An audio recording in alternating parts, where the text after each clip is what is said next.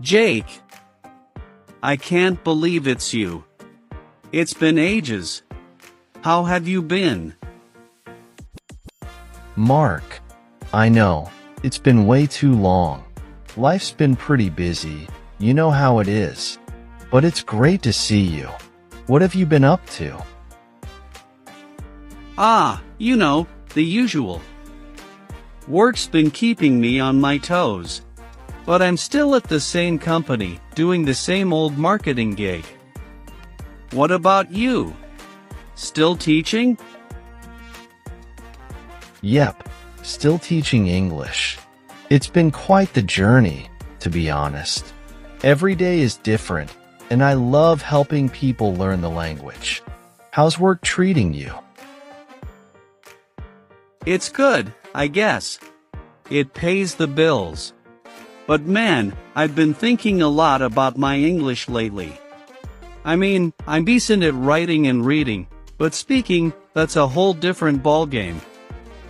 I don't have anyone to practice with, and it's really starting to get to me. I hear you, Mark. That's a common issue for a lot of people. Actually, speaking is often the hardest part of practice, especially if you don't have someone to converse with regularly. But there are ways around that. Really? I've been racking my brain trying to figure out how to improve. I mean, it's not like I can just walk up to random people and start speaking English. What do you suggest? Well, you could walk up to random people, but I get that it's not exactly practical. There are actually quite a few ways you can practice speaking English, even if you don't have a conversation partner. It's all about getting creative with your practice. All right, hit me with your best tips. I'm all ears. Okay, let's start with some basics. First off, one of the simplest ways to practice is to talk to yourself in English. I know it might sound a bit silly, but it's actually really effective. You can narrate your day, describe what you're doing, or even have imaginary conversations. Talking to myself, huh? I guess I could give that a try. But won't I just end up repeating the same phrases over and over again? That's a fair point. The key is to push yourself to use different vocabulary and sentence structures. For example, instead of just saying, "I'm making coffee," you could expand on that. Talk about how you're making it, why you're making it, or even describe the taste and aroma. The more detail you add, the more you challenge yourself to think in English. I see what you mean. So, it's about being mindful of how I'm using the language, not just going through the motions. Exactly. And you can take it a step further by recording yourself. This way, you can listen back and catch any mistakes or areas where you might be struggling. It's like having a conversation with yourself, but with the added benefit of self-assessment. Recording myself. I've never thought of that. I guess it would help me notice things I might not catch in the moment. But what if I'm just too shy or embarrassed to listen to my own voice? That's a common hurdle, Mark. But think of it this way. It's just you. No one else has to listen if you don't want them to. The more you do it, the more comfortable you'll get with hearing yourself speak. And over time, you'll start noticing improvements, which can be really motivating. You're right. It's just me, after all. I'll give it a shot. What else do you suggest? Any other tricks up your sleeve? Plenty. Another great method is to shadow native speakers. Have you heard of shadowing before? Not really. What's that about? Shadowing is when you listen to a native speaker, like in a podcast, a TV show, or even a YouTube video, and try to repeat what they're saying as closely as possible, almost like you're their echo. It's great for improving pronunciation, intonation, and fluency.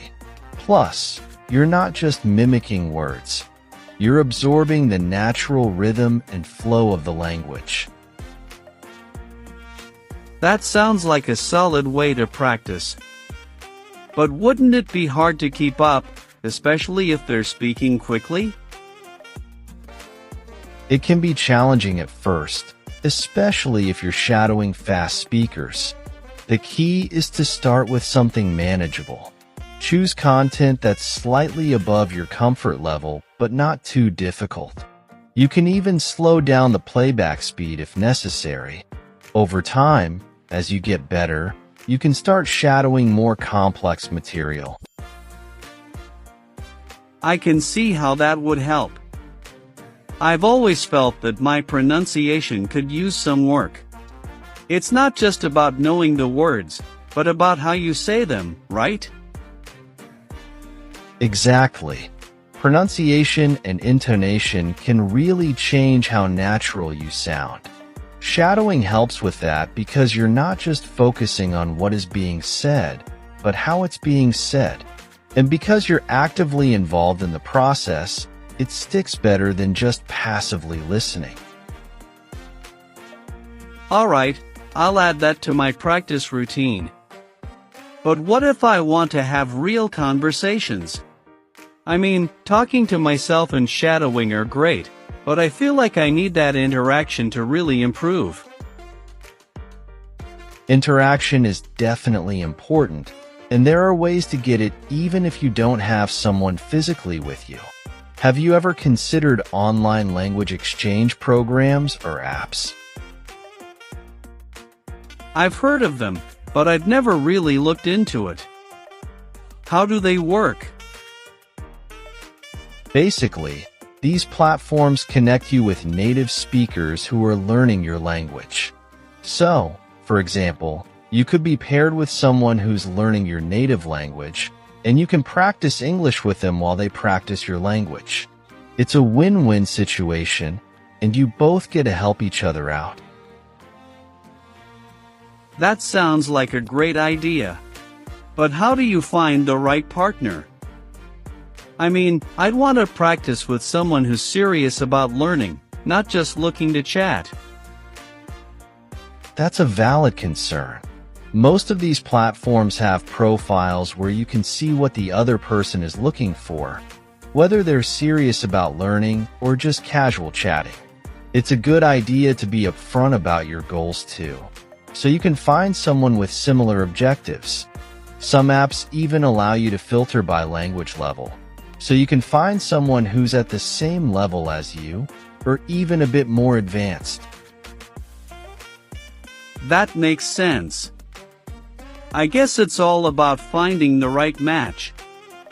Do you have any recommendations on which apps or platforms are the best? There are quite a few good ones out there. Tandem and HelloTalk are popular for language exchanges. They both have large communities of learners, and they're pretty easy to navigate. If you're looking for something a bit more structured, you could try Italki. It's more of a tutoring platform, but you can also find language partners there. Plus, if you ever want to take a formal lesson, that option is available too. Tandem, HelloTalk, and Italki. I'll definitely check those out. I like the idea of connecting with someone who's also serious about learning. But I've got to admit, the thought of talking to a stranger online makes me a bit nervous. What if I mess up? What if I can't keep up with the conversation? That's totally normal, Mark. The first few times might feel awkward, but remember, everyone's there to learn and improve, just like you. The person on the other end is likely feeling the same way. The great thing about these platforms is that they're pretty casual. There's no pressure to be perfect. You can start with text chatting if that makes you more comfortable, and gradually move on to voice or video calls as you build your confidence. That sounds less intimidating. I guess starting with text first would help me warm up to the idea of speaking. I can think through what I want to say and get a feel for the other person's style before jumping into a voice call. Exactly.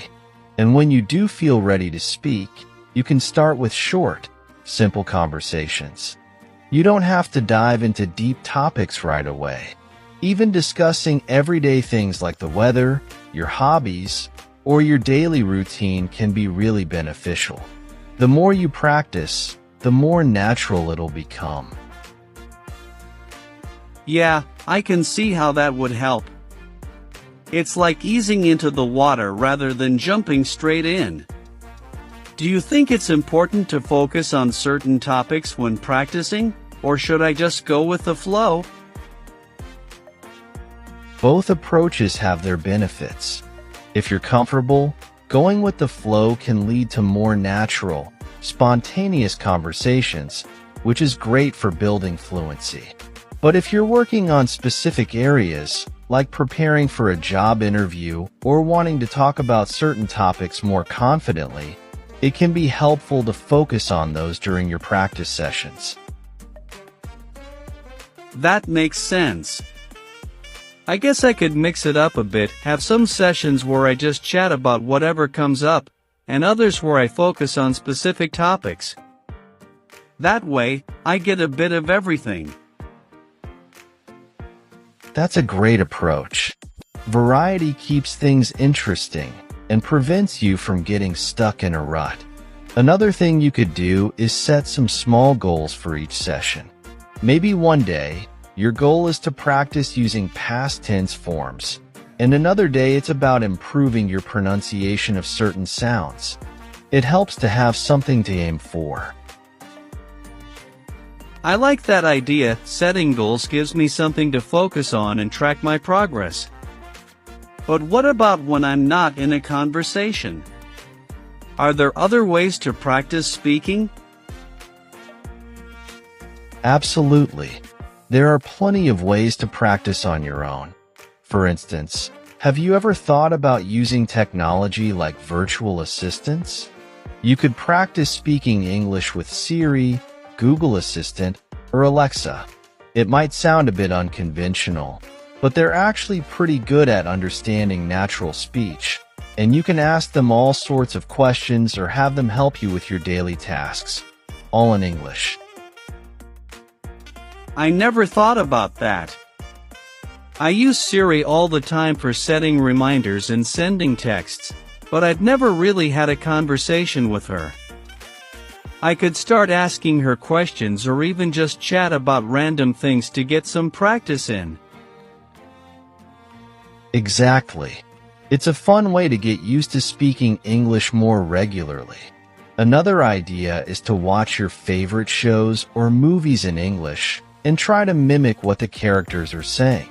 You could even pause and repeat lines to practice pronunciation and intonation. It's like shadowing, but with your favorite content. That sounds like a blast. I love watching movies, so I could turn that into a learning experience. I'll try mimicking the actors and see how close I can get to their accents and expressions. That's the spirit. And if you really want to push yourself, you could even try dubbing scenes. Mute the audio and voice the characters yourself. It's a fun challenge, and it forces you to think quickly and creatively in English. Dubbing scenes, huh? I can already imagine myself doing that with some of my favorite movies. It sounds like a lot of fun, and it would definitely help me think on my feet. Exactly. It's all about finding ways to immerse yourself in the language, even if you're doing it solo.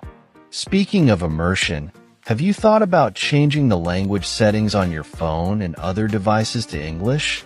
It's a small change, but it keeps the language in front of you all the time, forcing you to think in English more often. I've heard about that, but I've never tried it. I guess it would make a difference, having everything in English.